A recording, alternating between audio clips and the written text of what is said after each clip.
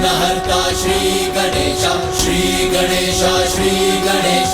त्रयपदं सदाशिवं नमामि हे उमापति, जय अनंतमूर्ते नमोस्तुते। लंकेश, आप अपनी कथा में मुझे बता रहे थे कि समस्त संसार में अनुशासनहीनता चरम पर पहुंचने के कारण ही ऋषि दुर्वासा का जन्म हुआ, जो संसार में पुनः अनुशासन लाने वाले थे। हाँ गौरी पुत्र, अनुशासनहीनता तो संसार में सर्वत्र था, किंतु अभी भी एक स्थान ऐसा शेष था जहाँ अनुशासन और नियम दोनों ही स्थित थे, और वो स्थान था ऋषि अत्रि और देवी अनुसुईया का आश्रम, जहाँ अब ऋषि दुर्वासा जन्म लेने वाले थे। ओम नमः शिवाय। ऋषि अत्रि और उनकी अर्धांगिनी देवी अनुसुईया बड़े अनुशासन के साथ अपना जीवन यापन कर रहे थे। सूर्यदेव भले ही किसी दिवस अपनी दिनचर्या आरंभ करने में विलंब कर दे, किंतु ऋषि दंपति वो कभी भी किसी भी कार्य में कोई विलंब नहीं करते थे। ऋषि दधीची महादानी थे और ऋषि शिलाद विकार रहित थे, इसलिए उन्हें प्रभु महादेव के अवतारों के पिता होने का सौभाग्य प्राप्त हुआ। तो क्या ऋषि अत्रि और उनकी अर्धांगिनी माता अनुसुईया अपने अनुशासन के कारण इस महान पुण्य के भागी बने? प्रभु के ऋषि दुर्वासा अवतार का अधिक श्रेय तो माता अनुसुईया को ही जाता है, किंतु एकमात्र अनुशासन ही उनका श्रेष्ठ गुण नहीं था। महानतम तपस्वियों में भी उनकी गणना थी, क्योंकि उन्होंने ऋषियों के तप के विघ्नों को दूर करने हेतु 10 सहस्त्र वर्षों की दीर्घ अवधि के लिए तपस्या की थी, और चित्रकूट में 10 वर्षों के अकाल के समय जब भूख प्यास से मनुष्य एवं जीव जंतुओं के जीवन संकट में आ गए थे, तब माता अनुसुईया ने अपने घोर तप के तपोबल से उस भीषण अकाल में भी भूख प्यास मिटाने वाले फल और कंद मूल उत्पन्न कर दिए थे।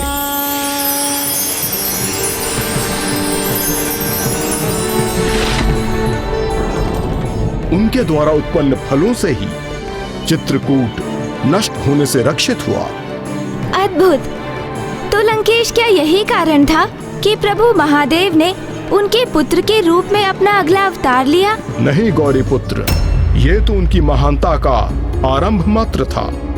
उनका सर्वश्रेष्ठ गुण था उनके द्वारा एक निष्ठा से पतिव्रत धर्म का पालन करना, जिसके कारण वो मात्र महादेव के अवतार की ही नहीं, अपितु ब्रह्मदेव एवं श्री हरि नारायण के अवतारों की माता बनी। इतना ही नहीं, तीनों त्रिदेवियां उनके समक्ष पराजय स्वीकार करने पर विवश भी हुई थीं। किंतु फिर ऐसा क्या हुआ कि त्रिदेवी माताओं को ही उनके समक्ष पराजित होना पड़ा? बताता हूँ गौरी पुत्र, किंतु आपके संज्ञान के लिए ये भी महत्वपूर्ण है कि ये कथा मात्र ऋषि दुर्वासा के जन्म से ही नहीं जुड़ी, अपितु इस कथा का संबंध तो दत्तात्रेय एवं चंद्रमा के जन्म से भी है। तो फिर शीघ्र बताइए कि आगे क्या हुआ था? त्रिदेवी माताओं को माता अनुसुईया के समक्ष क्यों और कैसे विवश होना पड़ा था? एक ऐसी स्पर्धा में जिसके उत्प्रेरक देवर्षि नारद थे। देवर्षि नारद? हाँ गौरी पुत्र, चित्रकूट में माता अनुसुईया के चमत्कार के उपरांत उनकी ख्याति तीनों लोकों में गूंज उठी थी। इसलिए देवर्षि नारद उनके दर्शन करने ऋषि अत्रि के आश्रम पहुंच गए, और जब वो वहां से लौटे तो माता अनुसुईया के धर्म परायणता से इतने प्रभावित थे कि उनका ही नाम और उनका ही गुणगान था उनकी जिह्वा पर, किंतु उन्हें यह ज्ञात नहीं था कि उनके द्वारा माता अनुसुईया का निरंतर गुणगान उनके और त्रिदेवियों के मध्य एक गहरा भेद उत्पन्न करने वाला था। नारायण नारायण। प्रणाम माते। कल्याण हो देवर्षि। आप तीनों भूलोक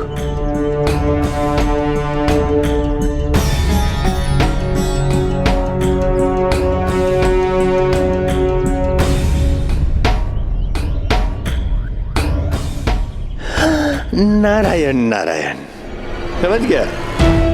मेरे मुख से माता अनसुया की प्रशंसा सुनकर आप माता अनसुया के दर्शन हेतु अधीर हो गए, है ना? देवर्षि, आप करती भी क्या माते? माता अनसुया की महिमा, उनका तपोबल। नहीं देवर्षि, रुक जाइए। अब पुनः देवी अनुसुईया की श्रेष्ठता की कथा सुनना कठिन है हमारे लिए, क्योंकि आप तो उनकी महिमा का बखान सहस्त्र बार कर चुके हैं। अब मैं क्या करूं माते?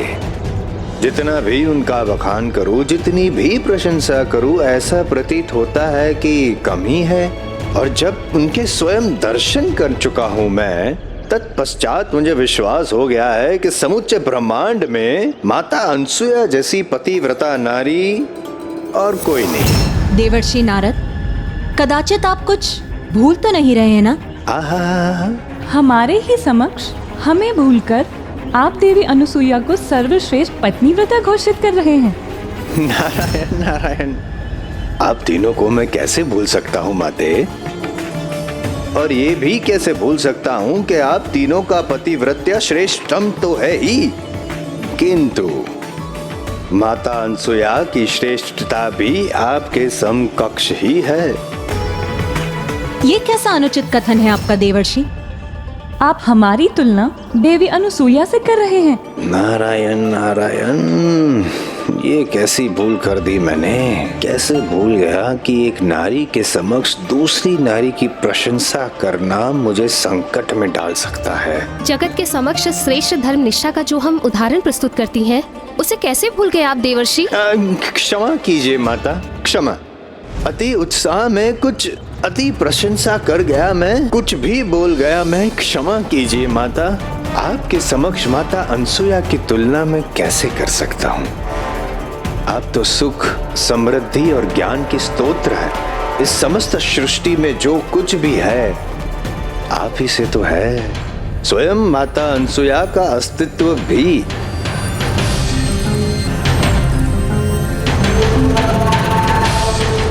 देवर्षि नारद ने तो अपना पक्ष अत्यंत शीघ्र परिवर्तित कर लिया। माता अनुसुईया की प्रशंसा करते करते वो त्रिदेवी माताओं की प्रशंसा भी करने लगे। प्रशंसा तो उनके मुख में थी, किंतु उनके मन में तो एक योजना उपज रही थी। योजना? देवर्षि नारद कैसी योजना रच रहे थे लंकेश? अपने मत को प्रमाणित करने हेतु भांति भांति की योजनाओं को गढ़ना ही देवर्षि का परम कौशल है गौरीपुत्र। उन्हें तो विश्वास था कि माता अनुसुईया सर्वश्रेष्ठ पतिव्रता नारी थी, त्रिदेवियों के समकक्ष थीं, किंतु अपना ये मत त्रिदेवियों से स्वीकार कराने हेतु वो त्रिदेवियों को ही एक विचित्र परीक्षा में डालने की योजना गढ़ रहे थे, जिसके अनुसार कुछ ही दिवसों के उपरांत एक एक कर वो लौह के चने लेकर त्रिदेवियों के समक्ष प्रस्तुत हुए। लौह के चने? किंतु क्यों लंकेश?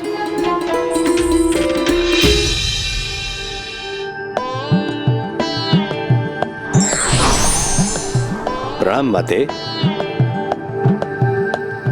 नारायण नारायण।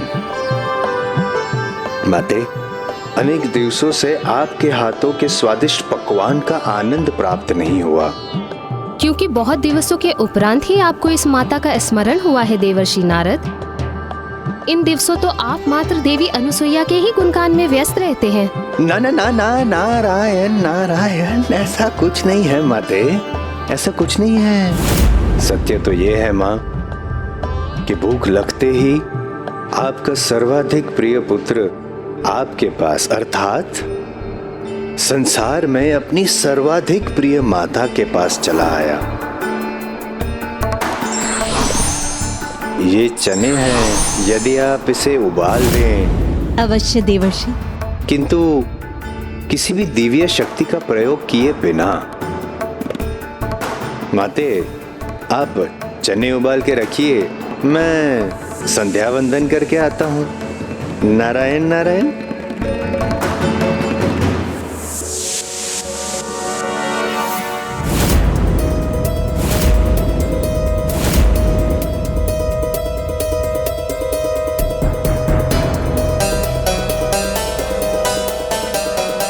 लौह के चने?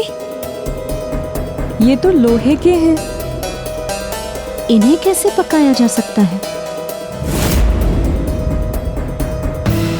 ये चने हैं, यदि आप इसे उबाल रहे हैं, किंतु किसी भी दिव्य शक्ति का प्रयोग किए बिना।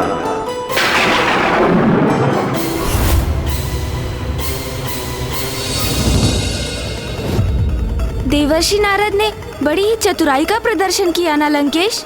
तीनों माताओं को अपनी सर्वाधिक प्रिय माता कहा और तीनों को ही लौह के चने उबालने के लिए दे आए। ये चतुराई नहीं थी गौरी पुत्र, अभी तो कुछ अधिक ही चतुर बनने का प्रयास था उनका। नारायण नारायण कहकर जिन नारायण का वो स्मरण सदैव करते हैं, कदाचित उन्हीं से ये गुण प्राप्त किया होगा उन्होंने। फिर क्या हुआ लंकेश? फिर देवी पार्वती वो देवी सरस्वती, आपके पुत्र ने तो मुझे दुविधा में ही डाल दिया है। उन्होंने मुझसे कहा कि उन्हें भूख लगी है और मैं उनकी सर्वाधिक प्रिय माता हूँ और उनके भोजन हेतु उनके लिए ये चने उबाल दूं। अच्छा, देवर्षि ने तो मुझे भी सर्वाधिक प्रिय माता पुकार कर लोहे के चने थमा गए। और उन्होंने तो मेरे साथ भी ऐसा ही किया है।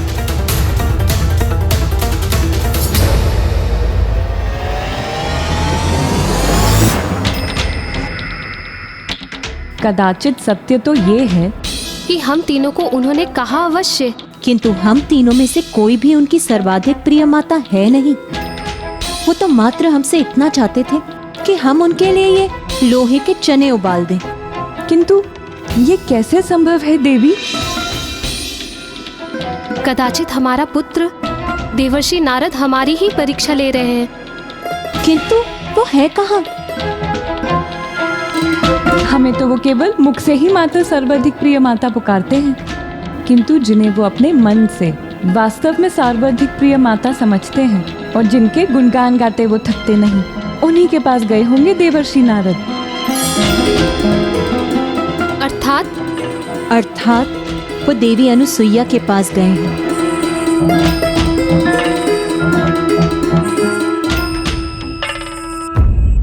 नारायण नारायण। प्रणाम माते। माते, आपने तो समस्त चित्रकूट की भूख मिटाई थी, तो मेरी ये प्रबल इच्छा एवं विनती है तो मुझे भी आपके हाथों का भोजन प्राप्त हो। अवश्य देवर्षि, ये तो मेरा परम सौभाग्य होगा, क्योंकि आपने मुझे माता पुकारा है और माता का कर्तव्य होता है अपने पुत्र को भोजन प्रदान करना। तो कहिए, क्या भोजन प्राप्त करना चाहते हैं आप? माता, आप मेरी वो माता हैं जो मुझे सर्वाधिक प्रिय है, तो अपने इस पुत्र देवर्षि नारद के लिए ये चने उबाल दीजिए बस। अवश्य।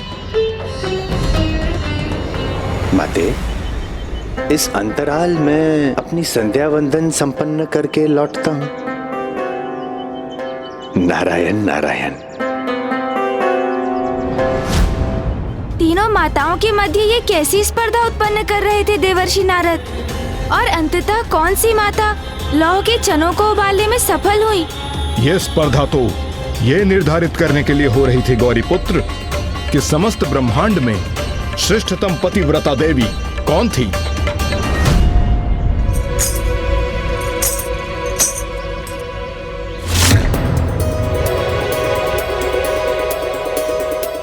आप तो संध्या वंदन करने गए थे ना देवर्षि नारद?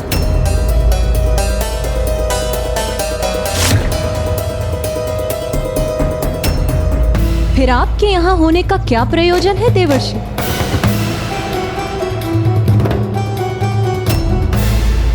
वो भी आपके सर्वाधिक प्रिय माता देवी अनुसुईया के आश्रम के निकट।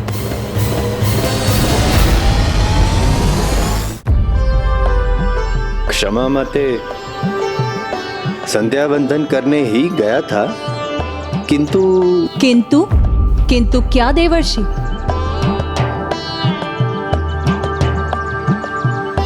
किंतु संध्या वंदन के पूर्व, संध्या वंदन के पश्चात, मध्य में विश्राम हेतु रुक गया था मैं। और आपके विश्राम का स्थान था देवी अनुसुईया का आश्रम?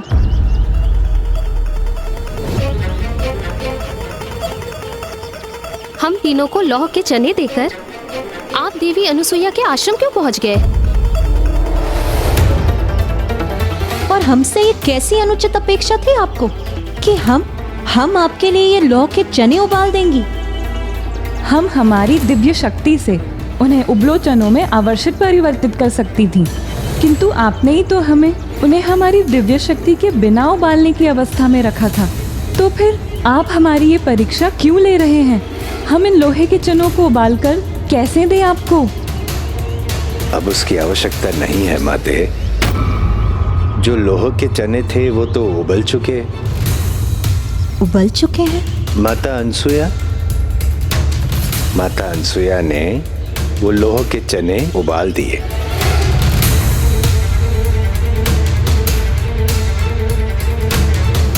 ये कैसे संभव है?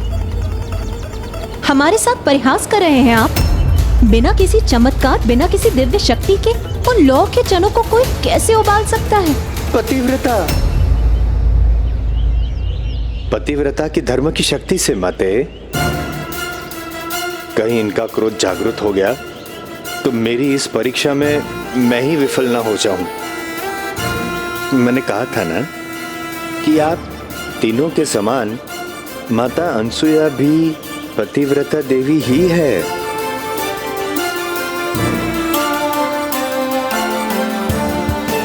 नहीं, विश्वास नहीं हो रहा है माते। किंतु आपको इतना तो विश्वास है ना माते कि मैं आपसे असत्य कथन तो नहीं करूंगा, ना ही असत्य वस्तु दिखाऊंगा। तो जो सत्य है वही दिखा रहा हूं माते।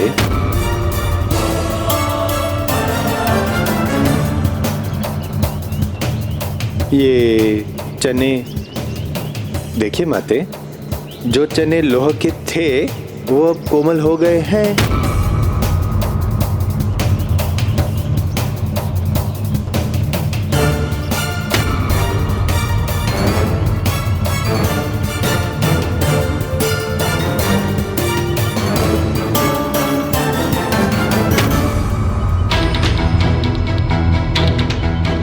अत्यंत आश्चर्य की बात है।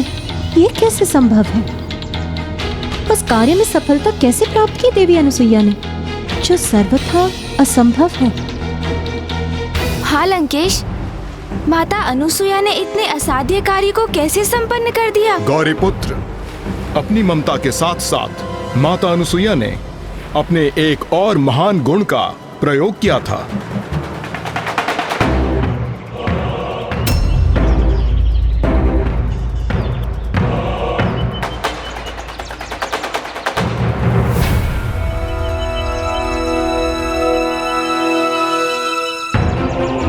माता अनसुया इन लोह के चनों को देखकर अवश्य स्तब्ध रह जाएगी।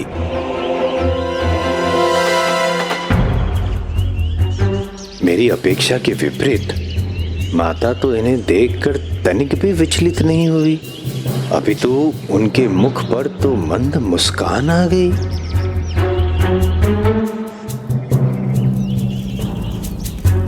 स्वामी,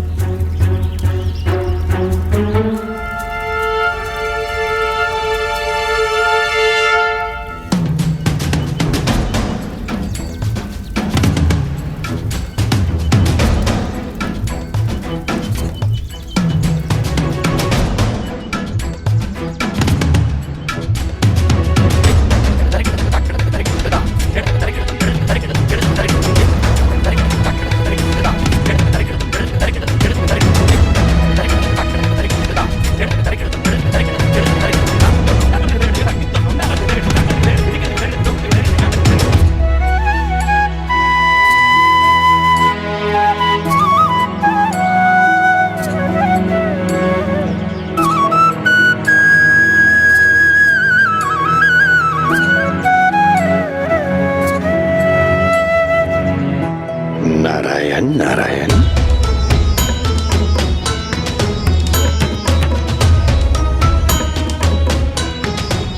माता के पतिव्रता होने का ये प्रथम एवं अत्यंत उत्तम उदाहरण है। अपने स्वामी के आने के पूर्व ही उनको उनके आने का आभास हो गया। और उतना ही नहीं, गृह प्रवेश करने से पूर्व ही माता स्वयं जल का पात्र लेकर उनके चरण धोने के लिए प्रस्तुत हो गई। नारायण नारायण। लीजिए स्वामी, जल ग्रहण कीजिए।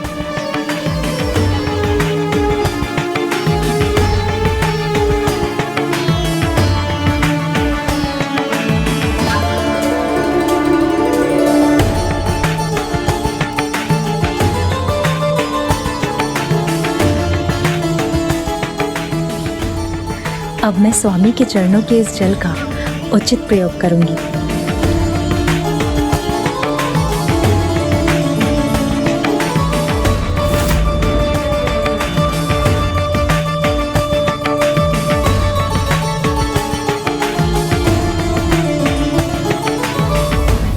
हे प्रभु, इस पतिव्रता की लाज रखिएगा,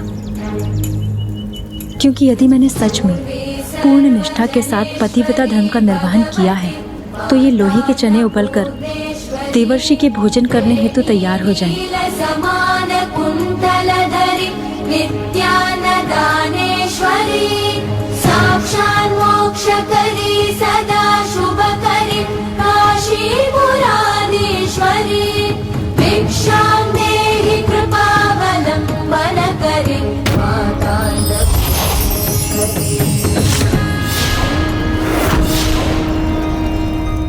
मुझे शीघ्र अपना संध्या वंदन पूर्ण कर इन दिव्य चनों का आहार करने के लिए लौटना चाहिए। अर्थात माता अनुसुया ने अपने पतिव्रत धर्म की श्रेष्ठतम शक्ति को प्रमाणित कर दिया। किंतु त्रिदेवियां तो अभी भी इसका विश्वास करने के लिए तैयार नहीं थी और इसी कारण वो एक बहुत बड़ी असफलता का सामना करने जा रही थी। और इसमें भी देवर्षि नारद की चतुराई का ही योगदान था। अद्भुत। नारायण नारायण। ज्ञात था मुझे कि माता अनसुया का पतिव्रत्य एवं सतीत्व सर्वश्रेष्ठ है, संसार में सर्वश्रेष्ठ है।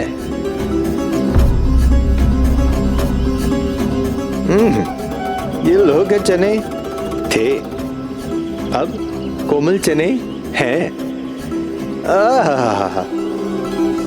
अति स्वादिष्ट,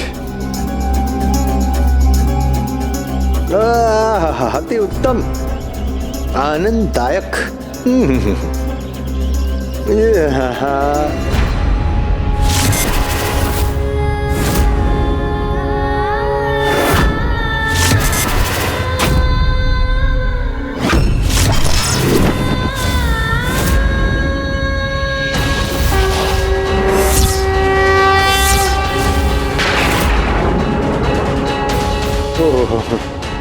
माता पार्वती में तो मुझे माता दुर्गा की छवि दिखाई दी।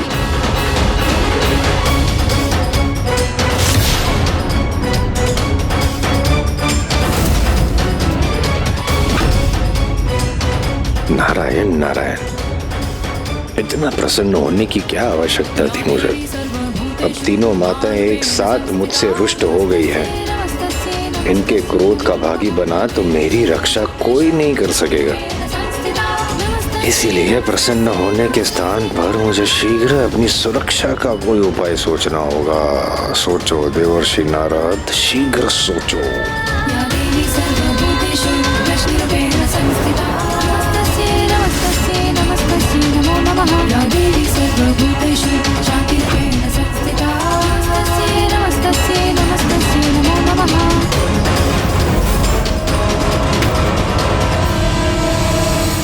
क्षमा क्षमा माते, क्षमा माता। मैं अबोध बालक हूँ, अज्ञानी बालक हूँ, आपका प्रिय बालक हूँ। कदाचित इसीलिए माता अनसुया के पतिव्रत धर्म की महिमा और तपोबल से मैं प्रभावित हो गया। क्षमा कीजिए और कृपया एक कार्य कीजिए। आप स्वयं ही माता अनसुया के पतिव्रता धर्म की परीक्षा ले लीजिए।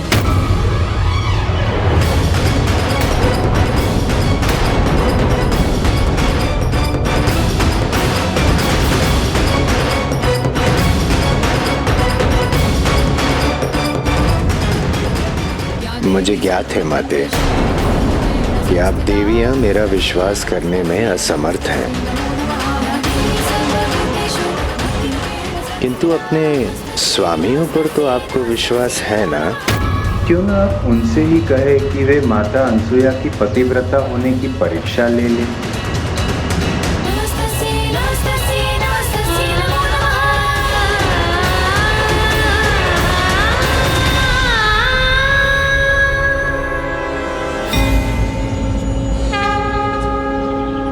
उचित उपाय सूझ गया है मुझे। तो लंकेश, अनुसुया माता की परीक्षा लेने के लिए सत्य में तत्पर थीं? और यदि ऐसा था तो क्या तीनों प्रभु भी उसके लिए प्रेरित हो गए थे? गौरी पुत्र, यदि त्रिदेवी कुछ करने की ठान लें तो त्रिदेव उसे कैसे अस्वीकार कर सकते हैं? आपको ऐसा करना ही होगा स्वामी। आपको वहां जाकर देवी अनुसुईया से निर्वाण दान मांगना ही होगा। निर्वाण दान मांगना ही होगा। निर्वाण दान मांगना ही होगा। निर्वाण भिक्षा अर्थात वस्त्रहीन होकर एक भिक्षुक को दान देना। आप इसकी गंभीरता क्यों नहीं समझ रही हैं देवी? एक पतिव्रता स्त्री के लिए ऐसा करना असंभव है। यही तो देखना है स्वामी। उनकी पत्नी व्रता, उनके सतीत्व की ही तो परीक्षा है ये। देवर्षि नारद के अनुसार उनके पतिव्रता धर्म में निष्ठा सर्वश्रेष्ठ है, कदाचित हम त्रिदेवियों से भी अधिक, और हम इसकी सत्यता की परीक्षा लेना चाहते हैं। किंतु देवी, ये तो परीक्षाओं की सभी सीमाओं का भी चरम है। वास्तविक परीक्षा तो चरम पर पहुंचकर ही होती है, क्योंकि यदि उन्होंने आपको भिक्षा देना स्वीकार किया तो अपने पतिव्रत धर्म से भटक जाएंगी, और यदि उन्होंने ऐसा नहीं किया तो वो अपनी तपोशक्ति खो देंगी। किंतु ये परीक्षा मात्र एक परीक्षा तक ही सीमित नहीं रहेगी, क्योंकि जिस परीक्षा के परिणाम स्वरूप साक्षात ईश्वर के दर्शन प्राप्त हो, वो तो एक वरदान स्वरूप ही होती है। महान आत्माओं की परीक्षा लेना कभी कभी स्वयं के लिए एक बहुत बड़ी परीक्षा की स्थिति उत्पन्न कर देता है देवी। देवी, इस परीक्षा का कहीं हम पर ही विपरीत प्रभाव न हो जाए। ये तो सर्वथा अनुचित है, और अनुचित से सदा अनर्थ होता है। यदि आपको मेरे सतीत्व पर विश्वास है, यदि आपको विश्वास है कि मैं पतिव्रत धर्म के मार्ग से तनिक भी नहीं भटकी हूँ, यदि आप ये मानते हैं कि मैं सर्वश्रेष्ठ पतिव्रता हूँ, तो आप देवी अनुसुईया की परीक्षा लेने अवश्य जाएंगे। तो आप मेरा यह अनुरोध कदापि अस्वीकार नहीं करेंगे स्वामी।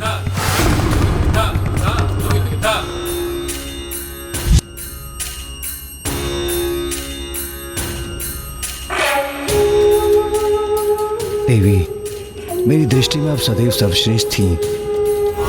और सदा सर्वश्रेष्ठ ही रहेंगी आप। आपकी श्रेष्ठता पर मुझे तनिक भी संदेह नहीं है देवी, इसलिए आपका यह निवेदन मैं अवश्य स्वीकार करूंगा।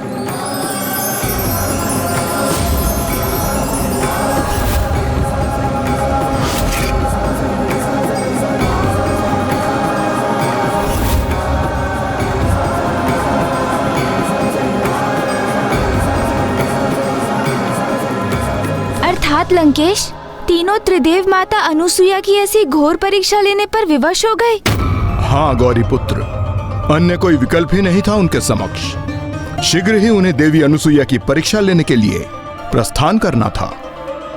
इस परीक्षा के अत्यंत प्रभावी परिणाम तो होने ही वाले थे, और साथ में त्रिदेवियां भी देवी अनुसुईया के समक्ष असहाय अवस्था में प्रकट होने वाली थीं।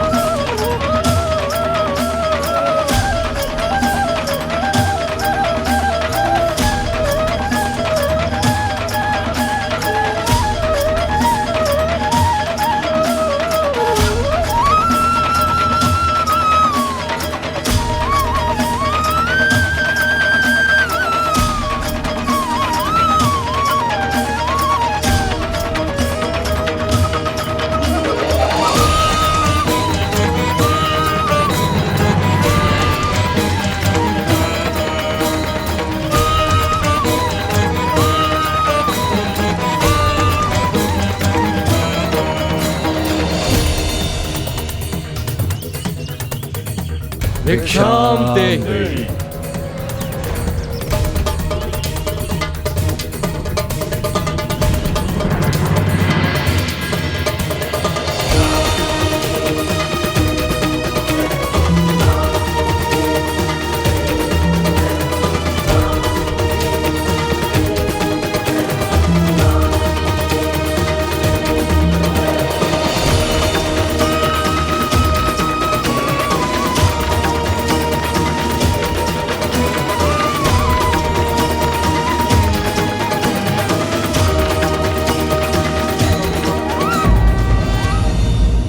व्यक्ति यदि स्वयं सक्षम ना हो तो उसका